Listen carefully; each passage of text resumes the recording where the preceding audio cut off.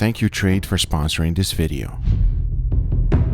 This is a 4 bones rib roast, and as you can see, it is a beauty. And today we're going to be doing something I never thought it would happen, and that is to dry age it in kombu, aka seaweed. I have no idea how this is going to work, but I'll tell you one thing I'm super excited to find out. As you can see, seaweed comes dry. I mean, take a look at this stuff. If you've never seen it or used it, I know it can be extremely intimidating. But let me tell you something, the Japanese have been using this for decades. And most importantly, this is what this MSG made out of. So I'm not only hoping that it works with the dry age, but it also creates something incredible. But that we're gonna find out together. So the first thing I did was to lay it down dry. Then I added my roast right on top, covered the whole thing with kombu, and got my butcher's twine and started tying it up. But this did not work. Since kombu is really hard and dry, it just breaks. It was not working whatsoever. And remember, whenever you dry aging, you want to have a nice tight seal. So I had to think on my feet and come up with a different solution, and that was to rehydrate it in water. I'm using cold water, by the way, not boiling one. The last thing we want is to cook the steaks as we put the hot thing on top. So using cold water, hopefully it will just revive the seaweed itself. And after about 10 minutes on it, check it out. It is now perfect. So I went ahead and started the wrapping process. And this worked like a charm. I mean, I just kept putting layer after layer until I covered the whole thing. Once that was done, the only thing left to do was to go ahead and tie everything up so that I don't lose it through the dry aging process. I am not trying to make it super tight. My only goal is to make sure that it will not fall out. But once I was done with the tying, this is what it looks like. Now that looks like a big tamale. Now the only thing left to do is to put it on my regular refrigerator so that it can dry age for 35 days.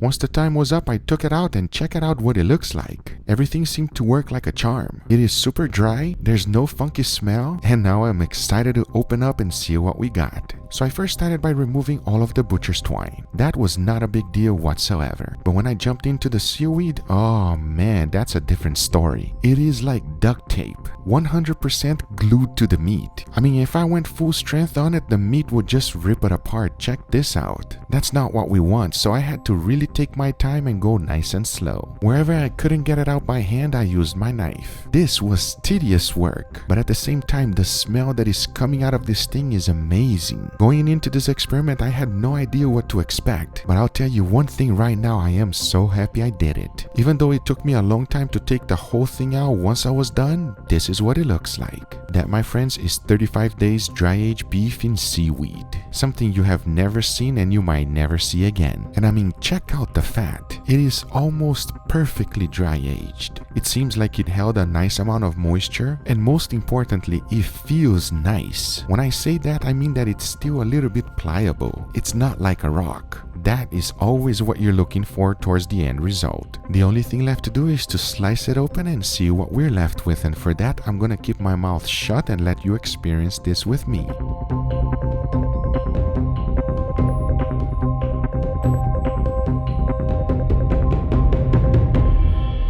That is perfection. I mean, there's almost no oxidation whatsoever. And most importantly, the smell that is coming out of this thing is phenomenal. Like every dry age, the next thing to do is to go ahead and remove all of the pellicles throughout the steak. They don't taste good, they don't look good, they just have to go. And once I was done with that, I was left with some beautiful steaks. I mean, this is dry age textbook right here. They smell wonderful, they look great, and most importantly, I hope they taste as good as they look. However, at the same time, you can see that I did not do a great job removing the pellicles between the bones. And I know that if I leave this in, they will give a huge amount of dry age taste in the steak. So in order to avoid that from happening, I decided to remove it. It is pretty easy to do, just make sure that you're not cheap with it. Leave a little bit of meat on the bone, because if you think I'm gonna throw that away, And as you can see, after removing the bone, I still have some beautiful steaks. The next thing to do is to go ahead and season them. And I am a huge fan of dry brine. Usually when you're cooking sous vide, there's no need for you to do it. But since this is the first time I'm dry aging seaweed, I want to run a different experiment. I'll be cooking 2 of them traditionally, and the other 2 I'll be doing it sous vide. And if there's one thing I have learned, nothing is better than dry brining a steak. That is just a fancy word to say put salt on it and let it rest in your refrigerator overnight. And if you think I forgot about the ribs, I did the same exact thing as I did with the steaks. I'm just going to be cooking them separately so that I do not have that overpowering amount of dry aged taste. But now that I got all of them ready, the only thing left to do is to put it on my regular refrigerator so that it dry brines for 24 hours. Once the time was up, I took them out and take a look at it. The salt is completely gone. That is a good sign because now we know that it penetrated nicely and deeply into the meat. And if you take a closer look on the fat, it did not penetrate. That's because salt does not penetrate fat. And the ribs looks just as good. For them, I kept it very simple. I just threw them directly inside of my oven at 350 degrees Fahrenheit. I cooked them like this until I got a nice beautiful brown color. So once I got the color that I was happy with, I threw them in aluminum foil, closed that all up, and put it back in the oven for 2 hours so that it can be nice and tender. Because now it was time for me to concentrate on the steaks. So I went ahead and finished the seasoning with a little bit of pepper and garlic powder, nothing else. As I mentioned, 2 of them I'm going to be cooking sous vide. So I bagged them up, vacuum sealed them, and they were ready for the water bath. The other 2, I took them immediately outside. I heated up my pan and threw it in there with a little bit of oil. My goal is to get a nice beautiful crust. If there's one thing that I always required is a crust on a steak. And keeping that pan under medium-high heat definitely does the job. Make sure you either use a cast iron skillet or a carbon steel one. If not, it's going to be quite difficult for you to get a crust like this. And never forget to put a crust in the edges also. I mean, the better crust you have, the more amazing your steak will taste. And if you get a little bit of flare-ups like this, do not panic. That is why I always recommend searing your steaks outside. Because even if there's no flare-ups, you will get a huge amount of smoke on your kitchen. And trust me, you don't want that. The other great way to avoid smoke is using the flamethrower. That I'll be using on the sous vide steak. But I mean, take a look at this crust. This is exactly what I was looking for. Now the only thing left to do is to put it in my oven at 250 degrees Fahrenheit until I reach an internal temperature of 135. And once I reach that temperature, take a look at this. That is what I'm talking about, friends. Medium rare, just the way I like it. Even though it has a good amount of gray band on the top, I don't even care. I can't wait to taste it. And the ribs? Oh yes, this is what I was left with. I know that it's going to have a strong flavor of dry age, and I can't wait to find out if it's going to be good or bad. The only thing left for me to do is to go ahead and cook the sous vide steaks. And for that, I threw it in the water bath at 135 degrees Fahrenheit for 2 hours. And I know that sous vide will never disappoint. Before moving forward, I want to thank Trade for sponsoring this video. I just love trying different coffees from around the country. And with Trade, now that our travels are limited, my coffee exploration can keep going. That's because with Trade, you can discover new coffees from the nation's best local roasters. Let me show you how it works. With Trade, I take a quiz and answer questions about how I like my coffee. And look at this. Trade matches me with my own personal selection of coffee. They ship it right to my door in a nice compostable packaging. And the best part, I never run out because I choose the delivery frequency. And as I try them, I rate them. Then Trade will continue to surprise me with new matches and coffees that I always love. And of course, always straight from roasters at peak freshness. This week, I was excited with this smooth, medium blend mother tongue coffee. It's like a nice bittersweet chocolate with luxurious caramel and sweet hazelnut. I just love the hint of sweetness on this one. It's so good. The coffee is always roasted and shipped within 24 hours of ordering. And Trade guarantees that you will love your first coffee match. And don't worry, if you don't, they'll just ship out a different bag of coffee for free. My viewers will get 50% off their first bag when they sign up. This offer is valid for the first 100 people who click on the description. Just take the quiz, click on my link in the description, and enter code SOUSVIDE50. Free shipping is also included. Thanks Trade for sponsoring this video, but now let's get right back to it. I am excited to find out how the sous vide version is gonna taste. We are hungry, it is ready, and it's time to take it out. Let's do it.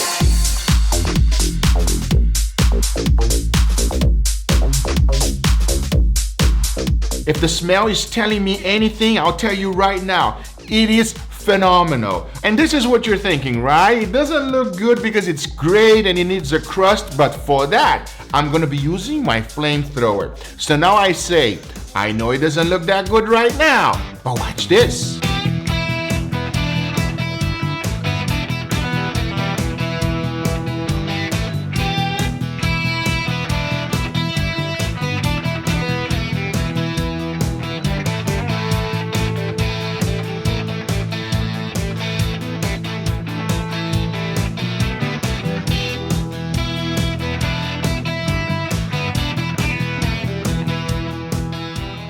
All right, everybody, here we have our beautiful feast today, Mama. Huh? Oh, what is that, surprise? This is the surprise in the end. Yeah, I want to know how they taste first, and if it tastes really good, then we got a little surprise over here. All right. All right. Cheers. Okay, so obviously, whenever I make two steaks, there's always an experiment. Today's trip or experiment. Trip, exactly. I want to know your honest opinion. Be very critical on this steak. Let me know how it tastes, if you like, if you hate it, and all that good stuff. All right. Enough talking. Let's give it a try. Wow. First thing I want you to do when trying the steak is give it a Nice whiff. Boy, sometimes I can tell if something's going to be good already just by the smell. Enough talking. Cheers, everybody.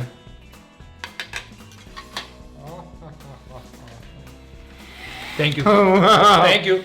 I smile. I can't hide it, even if I wanted to. Wow, it's been a while. Been a while with what, Mama? What are you feeling? What are you feeling? Tell me. Feeling a little bit of dry age there. Sometimes I do dry age experiment. They don't work very well. They are terrible, especially like the Nutella one that I did. Absolutely terrible. This is a wonderful. Oh my God, I'm so excited. This is amazing. What do you say about that? Extra umami power. Yes, Mama, it does have extra umami powder. It seems like I put MSG in there, but I did it. It's hurting. It's squeezing your cheeks, Mama. It's over. Here's the deal. I'm gonna tell you already. What? It is dry age. You're absolutely correct. I know it's dry. Yes, you can tell right away. Right away. It is 35 days dry age, Okay. but I did it in kombu, aka seaweed. It's actually what MSG is made out of. The umami that you're tasting is because it was actually the kombu, because it does something very, very different to the palate, everybody. I understand that little squeezing, extra flavor that lingers on your mouth. That's what it does. Okay, before you go to the next one, let's try this one here. I'm listening. There's a difference between these two here. As you can see, this one here is a little bit more medium rare perfection. You know what I mean? Oh, yeah. This one here, you can tell that is a little bit more. I want to know which one you like best. When you cook this way here, as you guys already know, it is quite different. Are you ready, Mama? Huh? It smells good. Let's try this one. Cheers, everybody.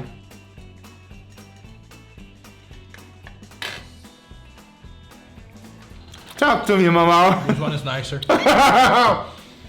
Wow, that is amazing, everybody. All the way to the moon. Like, how do I even explain this? It's like, you know, when you're chewing, you don't want to swallow. You just want to like. It's like the flavor is more mature. This one hit me on the right spot, Mama. It's like, ooh, ah. It's like the flavor got enhanced there. You guys know why? I'll tell you right now, Mama. This one, I just cooked it in the oven and on the pan. I cooked this one here sous vide. All right? I can tell this one was in. Yeah, you can tell, right? Immediately. I don't even need to tell you. Yeah. The flavor intensified. Look, I'm still. I don't want to swallow. Oh. You know when you don't want to swallow to make room for some more. That's all. What happens is whenever you vacuum sealed something, it just concentrates that flavor a little bit extra more. Even though it's perfectly cooked medium rare, it just like you smoke ribs. When you smoke ribs and then you cook them sous vide, the smoky flavor is intense, really, really intense. It's like the flavor already went penetrated inside, and then when it was coming out, it just started circulating around itself. Exactly. The whole thing has that nice umami dry age flavor. It's not regular dry age flavor that we're used to. No. This is a huge success. It is not the last time I'm gonna do this at all. You're gonna be watching this many, many times on the channels. I'm telling you right now. Now here's the deal.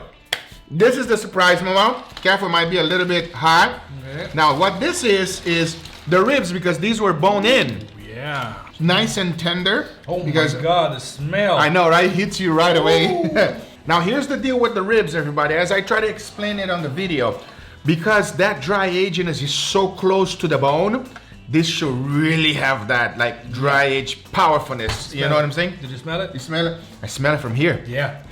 You can It tell. smells. Yeah, it smells like dry age for real. Powerful smell. Hey, cheers, everybody.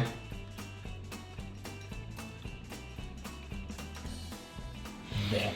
Yeah, it's strong. Damn, that's strong.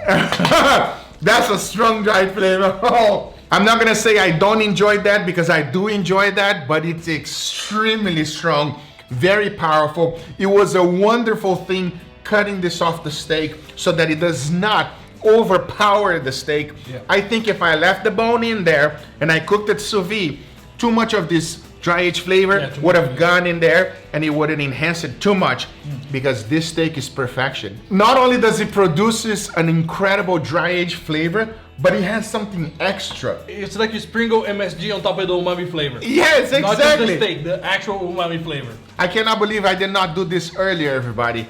This is incredible. I highly recommend you giving it a try. If you're doing it for the very first time, maybe try 20 days and then you go up to 35 days and then beyond and so forth. Make sure you wrap it really, really nice. And most importantly, use the water. If you don't use the water, it's not gonna work. Mama, I have no idea what I'm talking about, but you guys know what I'm talking about. Anyway, guys, these are the results. I hope you guys enjoyed this video. If you do enjoy, make sure you give it a thumbs up. If you're not a subscriber, be sure to subscribe for future videos. Remember, if you're interested in anything I use, everything's always in the description down below. Thank you so much for watching, and we'll see you guys on the next one. Take care, everybody. Bye-bye.